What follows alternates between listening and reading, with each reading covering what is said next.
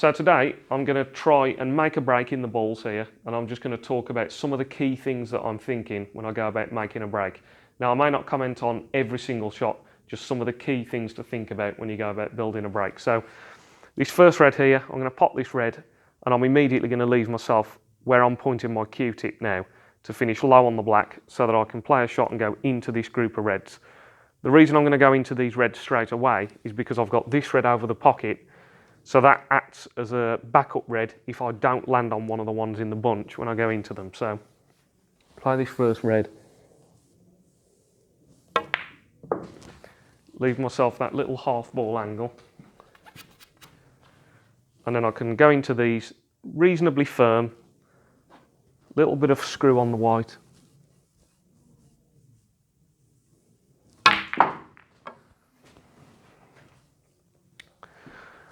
and that's not too bad. I've left myself on the backup red like we talked about, so I can play that red now, but I've just got to really get into the cue ball so I can actually stretch on these.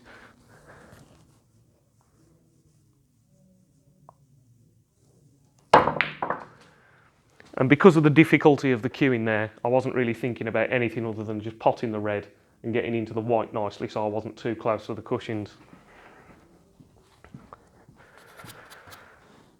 Again here, because I'm a fraction low on the black, I'm just going to use this pack of reds as a stopper for the white. And because I've got a red over the middle and I've got this red here that goes into this corner, if I stun somewhere into this area, I feel like I would be unlucky to not be on this red or one of the ones I'm cannoning into. So here it's really just about concentrating on potting the black ball. You're going to pick your line from behind, commit to the shot with screw and screw into this area, and hopefully you should land on a red. I feel like you'd be unlucky not to here.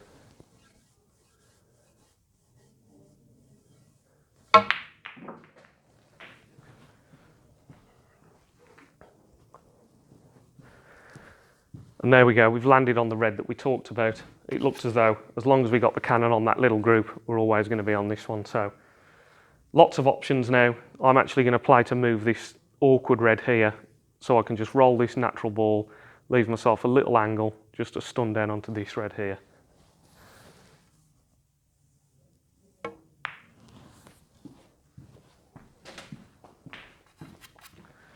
So I can play for this red here now. And you see a lot of players here, they stun this ball and they stun to about here, or they just stun it and leave the white where my Q-tip's pointing now. If I just roll this, I'll just finish here, just get a little bit closer to the red. Just makes the pot on the red that bit easier then.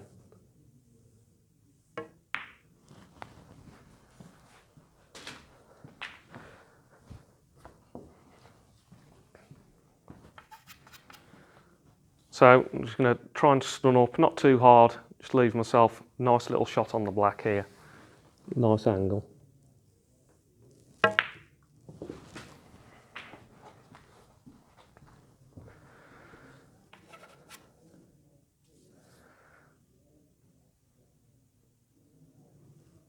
So just looking at the options that I've got here,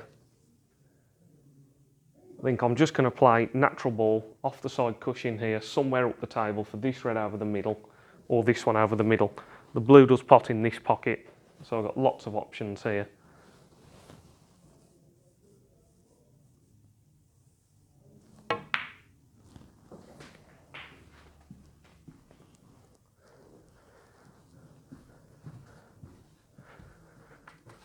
And I've landed on this red, and I'm slightly the wrong side of it, and I could just stop this red dead, leave the white just in front of the red where I'm pointing my Q-tip for the blue, but because I can pot it half ball, I'm just going to play it with lots of left-hand side, just natural ball, and let the left-hand side just flick me down back onto the black ball again.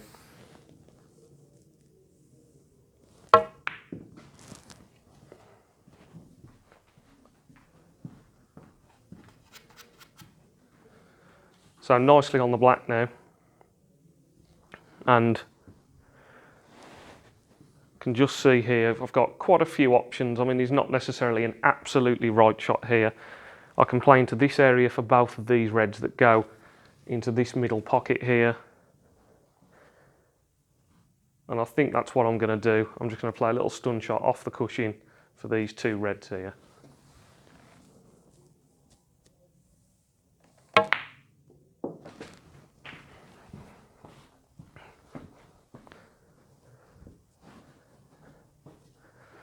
Nice angle on this red now, just to roll through for the blue.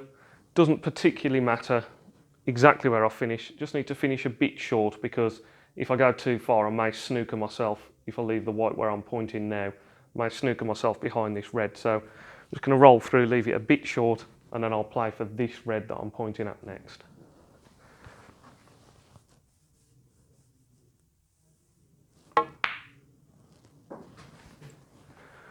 And I actually hit it really badly. Didn't want to be anywhere near that red. So a bit fortunate there to catch that red. Just going to roll this one now on and off the cushion. This red pots into that corner and this red pots into that corner. So anywhere in this part of the table, and I'll be on either one of those two reds. The reason I'm not just going to roll it and leave it here is there's just a bit more distance between the reds if I do that. If I roll this on and off the cushion, I'm just bringing the white just a bit closer to these two reds and makes the pots on those a bit easier then.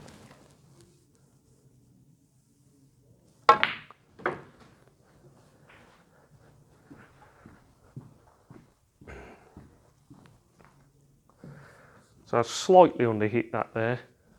I'm just going to actually clean this red because there's a big mark on the red.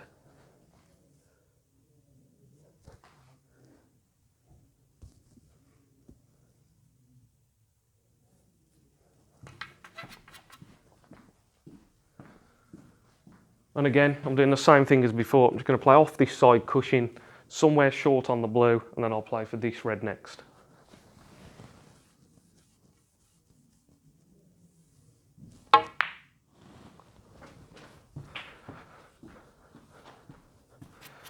So I've got that angle on the blue, so just roll the blue in, leave myself nicely on the red.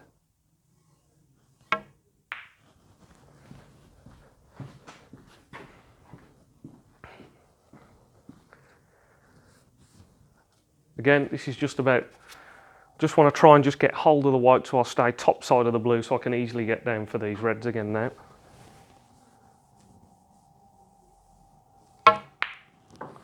Which I've just about done there.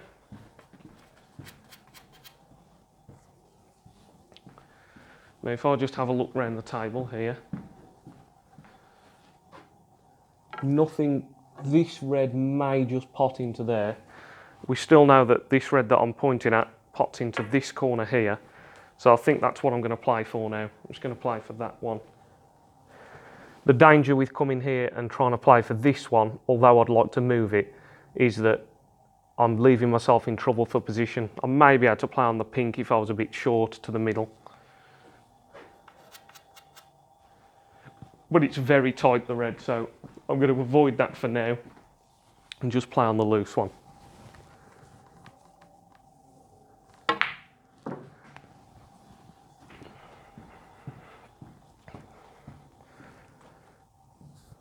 And now I've got a couple of options here.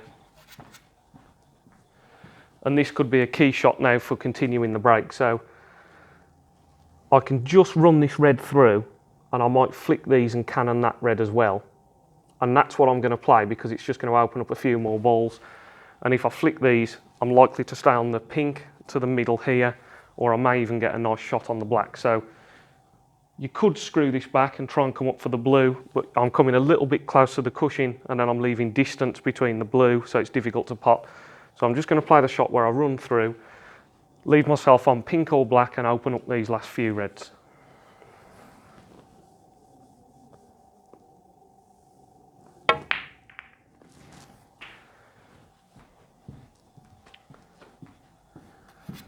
So we did get the cannon that we wanted. And now you can see we've opened up these last few reds now. We've got this one pots to the corner. These three pot. So I am on the pink here, but I'm also on the black. And I'm going to play the black with just a bit of right hand side to just bring the cue ball back up this line somewhere into this area for either this red or I've got this one as well.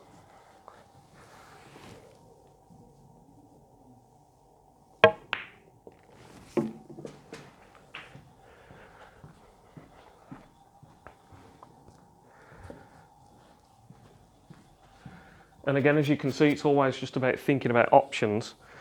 And I'm nicely on this red that we talked about. So I've got that one there. I'm also on the other one. And there's a chance here, if I just have a look, that I can play this red and just run into these two and leave myself on the pink. Just looking at that as an option. And it may be that I'm just going to cannon this red a bit too full and leave the white very close to the pink. So I am going to refuse that now. And just play this other loose one. And just bounce on and off the cushion.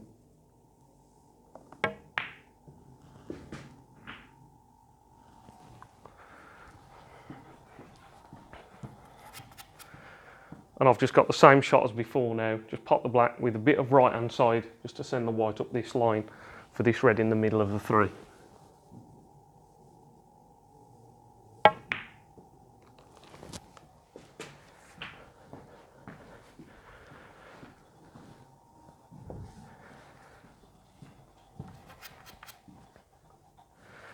So just about okay on this red to just roll it through. I may flick the one I'm pointing at slightly, but that's okay. So just keep nice and still and pop this on.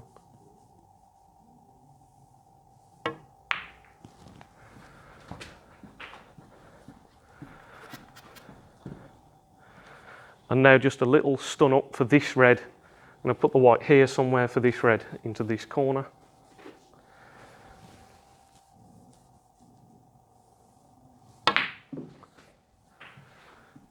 And I've badly underhit that one there. That's a shame. So it's going to have to be a recovery shot now. Got to pop this red, commit to the fact that it's thin, come off this cushion and just let the white take care of itself around the table.